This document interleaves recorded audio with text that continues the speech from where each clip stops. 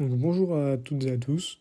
Nous allons vous présenter notre Pecha qui portera sur le Festival des Nuits de l'Erdre qui a été créé en 1998, qui se déroule à Nort-sur-Erdre, donc au nord de la région nantaise. De base, c'était juste une soirée avec des concerts, mais maintenant c'est l'un des plus grands festivals de France. Donc pour cette Pecha nous allons suivre la famille Dubois avec ses trois enfants qui souhaitent aller au prochain Festival des Nuits de l'Erdre. Donc il y a Didier le papa, Marie-Flore la mère, Zoé la grande sœur, Tim le petit frère de Zoé et Tom le petit cadet, voilà le petit dernier, le petit chouchou. Donc, tout d'abord les avis qui étaient très importants pour les parents pour savoir si Tom, qui est seulement âgé de 11 ans, pouvait participer à ce festival. Ensuite, les réservations peuvent se faire en point de vente, donc à l'espace culturel, ou directement sur le site des Unilerdres. Et Zoé, quant à elle, a gardé son billet de l'année dernière, de l'édition qui a été annulée à cause du Covid. Donc l'une des grandes qualités du festival, c'est d'avoir une grande variété d'artistes, comme Yannick Noah, qui lui est plus susceptible d'attirer les parents, car c'est plus de leur génération. Mais également des artistes comme Lorenzo, Rides, Angèle ou Lompal, qui eux sont plus susceptibles d'attirer les enfants, quoi. Afin de promouvoir la scène locale et les jeunes groupes, les Nuits de l'Erdre ont mis en place des tremplins. Didier et Marie-Flore, étant très portés sur le local, apprécient beaucoup cette idée. Un tremplin, c'est un système de soirée avec plusieurs artistes qui y jouent afin de se promouvoir. Après vote du public et des spécialistes, un groupe est qualifié jusqu'à parvenir aux Nuits de l'Erdre. Cette année par exemple, les groupes sélectionnés Alvan et Asker Afterby. Aux Nuits de l'Erdre, le logement se fait à la zone nuit, qui est ouvert du vendredi 28 juin à 14h jusqu'au lundi 1er juillet à 13h. L'accès à la zone nuit est payant, environ 2 € pour les 3 nuits. Et il vous faudra aussi un billet spécifique en plus de votre billet pour le festival. La zone nuit se fait dans un énorme champ où on y place des tentes, mais aussi dans un parking à côté où on peut avoir des camping-cars.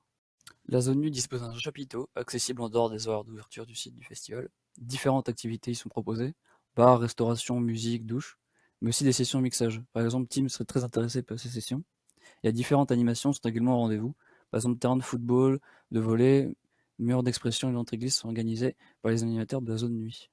Au Nudland, pour manger, on peut aller dans différents restaurants. En effet, ces restaurants sont faits pour tout le monde, car on peut y manger des burgers vegan, des galettes, des kebabs, des hot dogs, des ailes de poulet, ou même des salades, ce qui va beaucoup plus plaire à Zoé. Pour boire, la plupart des endroits vendent soda, bière et eau, ce qui est plus pour les jeunes, mais aussi des bars à mojito ou vin, qui va plus plaire pour les parents. Pour l'agencement du festival, à l'entrée, on retrouve des banques et assurances Monkey, là où la famille peut prendre ses bracelets qui vont leur permettre de payer avec un compte créé à l'occasion, évitant de sortir son porte-monnaie à chaque achat et éviter les vols. Ce qui plaît beaucoup à Didier, en effet, qui fait beaucoup plus attention financièrement. Au lieu de l'air, il y a deux scènes, une moyenne et une grande. Les deux scènes alternent entre chaque artiste. On y trouve deux points secouristes, un point d'info et un point espace famille. Mais le festival de la Nuit de l'Erdre est également un festival qui est, comme qui dirait, investi dans sa cité, ce qui veut dire qu'il veut faire participer un maximum d'entités locales. Donc une grande partie des fournisseurs ainsi que des prestataires sont des acteurs locaux qui viennent de la région, ce qui plaît énormément à Marie-Flore et qui tient un petit commerce local. Mais il y avait aussi une grosse inquiétude pour les parents sur l'aspect sécurité, donc tout ce qui est vol, ravage de l'alcool, drogue, etc. Donc, comme dans tous les festivals, il peut y en avoir. Mais ils ont très vite été rassurés car ils ont vu qu'il y avait des bénévoles qui étaient mobilisés sur le festival, mais également dans la zone nuit pour leur plus grand bonheur. Le respect de l'environnement tient beaucoup à Didier. C'est pourquoi Léonulien ne le gêne pas. Les lieux du festival n'étant pas des modèles en matière d'écologie, les mentalités évoluent à la manière de notre société. Les Lunaires distribuent des sacs plastiques, des cendriers de poche et même des gobelets réutilisables. De plus, ils valorisent l'ensemble des déchets issus des toilettes. Didier est d'autant plus content car il peut venir avec sa famille en transport en commun, comme 4000 personnes chaque année. De plus, depuis quelques années, il existe une brigade verte qui, durant tout le festival, ramasse les déchets et oriente les festivaliers. Tim aimerait plus tard en faire partie. Il y a aussi une animation de jeunesse locale qui nettoie le festival le lendemain contre une place gratuite.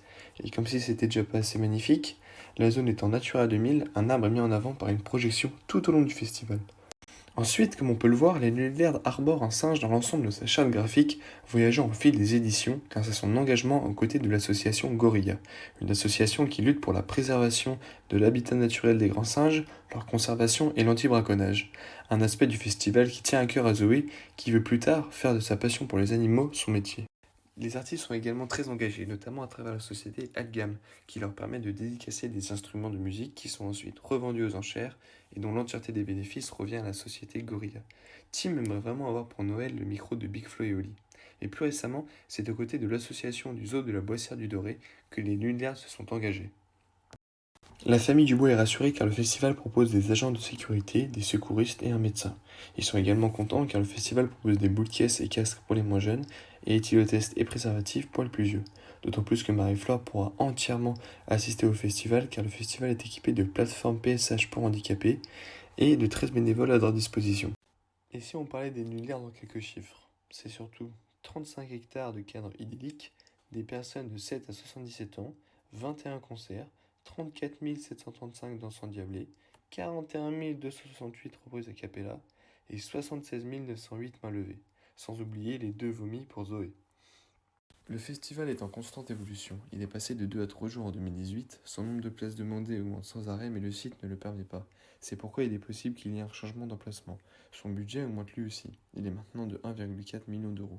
Mais tout ça a été stoppé en 2020 par le coronavirus, au détriment de la famille Dubois et surtout de Zoé. Ensuite, pour moi, les Nuits de l'Herbe, c'est vraiment un rendez-vous qui me tient à cœur parce que de une, c'est dans ma ville. Je vais retrouver toute ma famille, mais pas que, je vais aussi retrouver tous mes amis.